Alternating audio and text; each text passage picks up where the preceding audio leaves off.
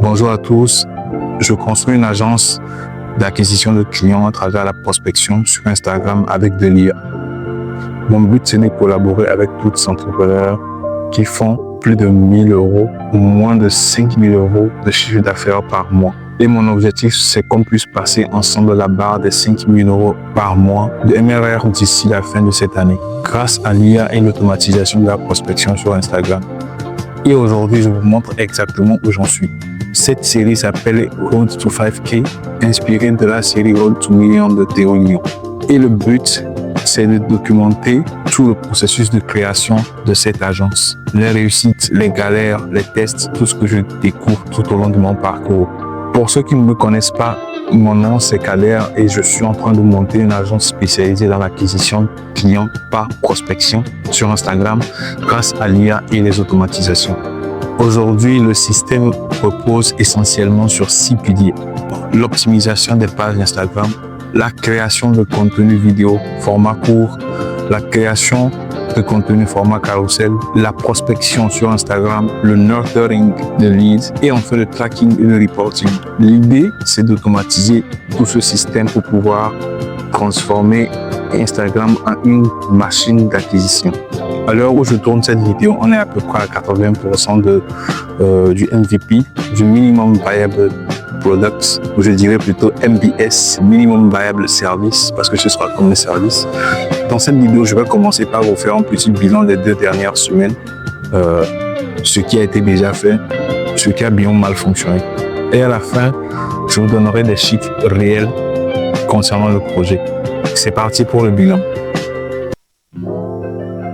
Premier point, l'optimisation des pages Instagram. L'objectif ici, c'est de mettre en place une automatisation N8N qui va s'occuper d'analyser la page Instagram de chacun de mes futurs clients et de les comparer par rapport aux meilleures pages de leur niche et proposer un plan d'action direct pour qu'on puisse l'appliquer sur la page Instagram du client. Pour l'instant, l'automatisation n'est pas encore en place. J'ai déjà fait le SOP. On a, disons, une V0, mais je n'ai pas encore fait assez de tests pour valider la version finale de l'automatisation. Deuxième point, la création de contenu vidéo format court. Sur cette période, j'ai créé un agent qui scrape les vidéos format court viraux de la concurrence et va se charger de rédiger du contenu.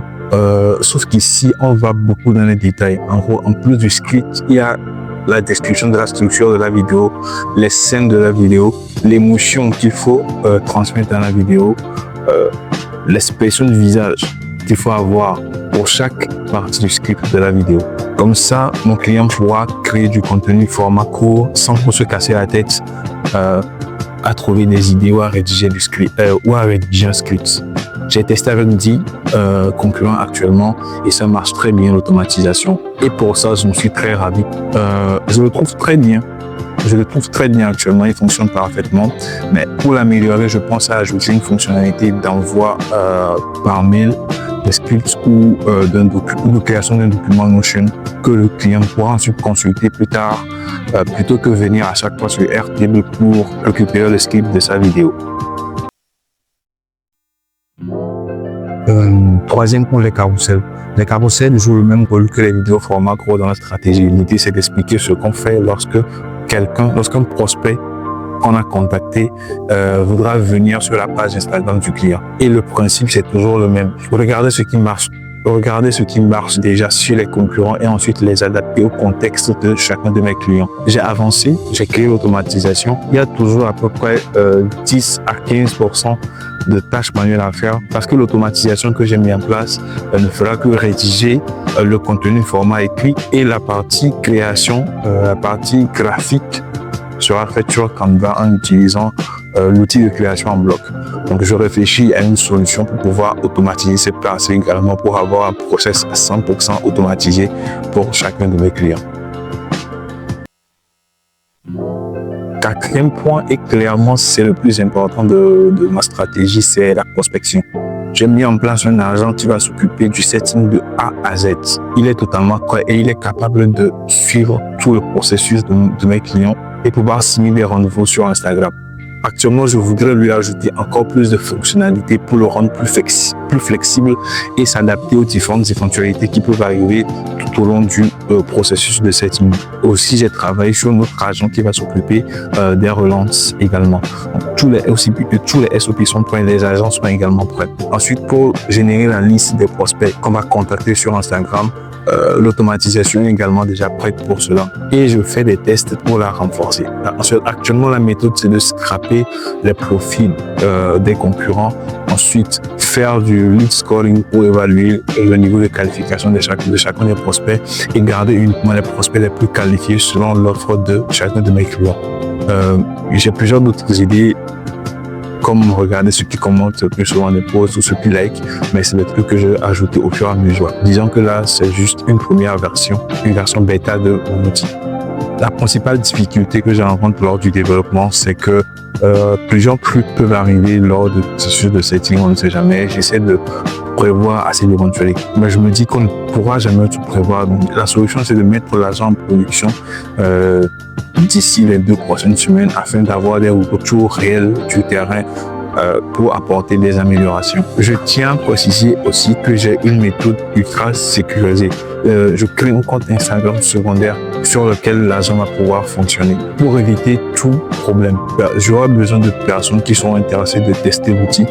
Pour cela, je vais laisser mon Instagram dans la description. Je vous invite à me contacter. C'est l'occasion d'échanger sur nos projets communs.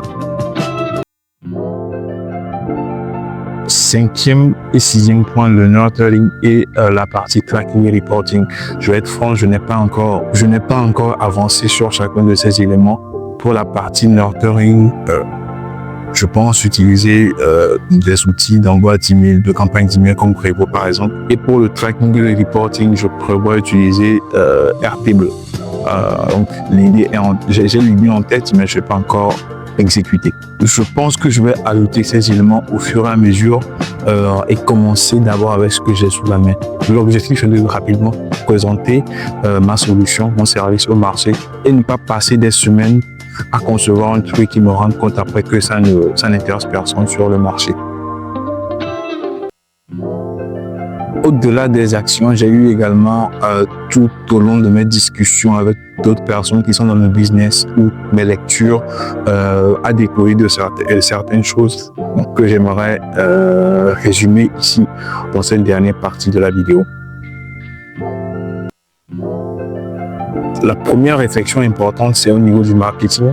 J'ai toujours cru que le marketing servait à vendre alors que c'est faux.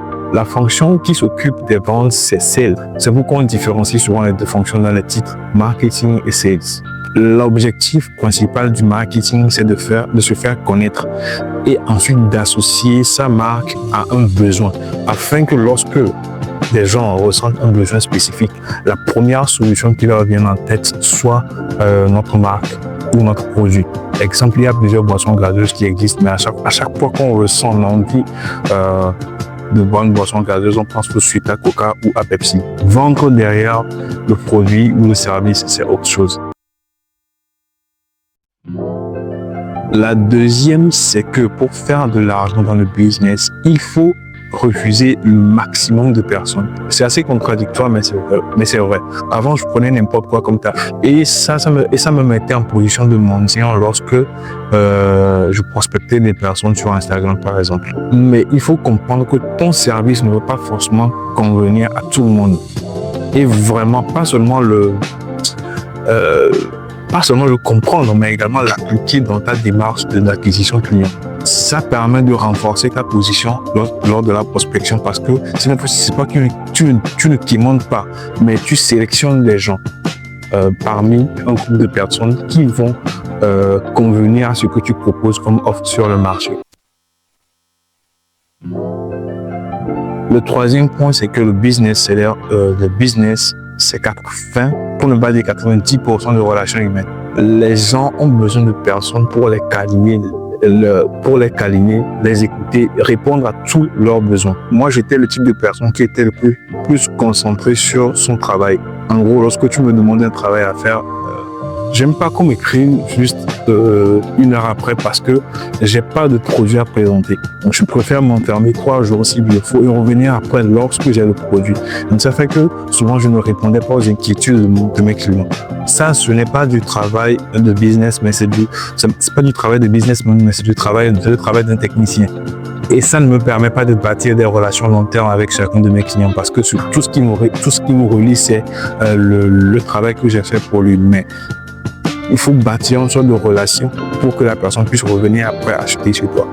Et donc, il faut être au chevet de son client, répondre avec un délai de moins de 10 minutes s'il le faut. C'est presque de l'amour. Il faut aimer son client comme s'il faisait partie de sa famille. Devenir la personne en qui il a le plus confiance. Et ces 3 points que je viens de noter vont vraiment et réellement impacter le projet que je mets en place pour cette année. C'est fini pour le bilan. On passe à la partie des chiffres. Alors, sur Instagram, j'ai eu 0 abonnés depuis le début de 2026.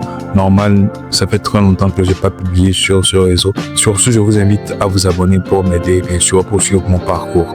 Sur YouTube également, 0 abonnés depuis le début de 2026.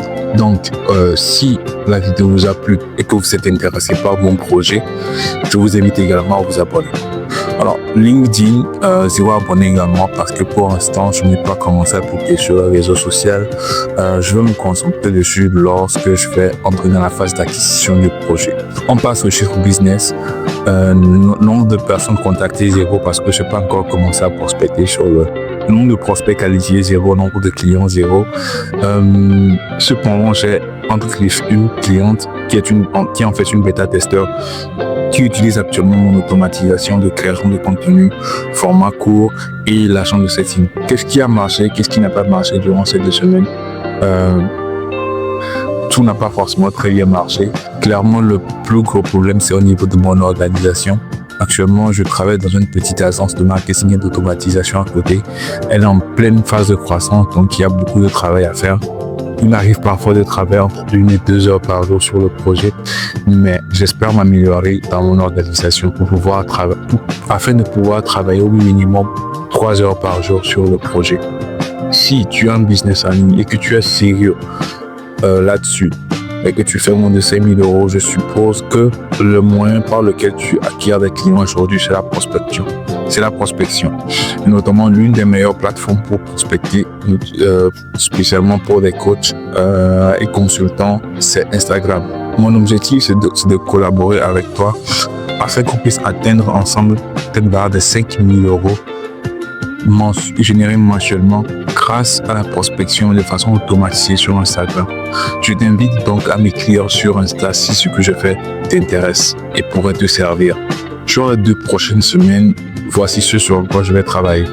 Premier point, finaliser tout le système de prospection, notamment l'agent de setting et de relance, afin de le tester rapidement avec le maximum de personnes durant le mois de février.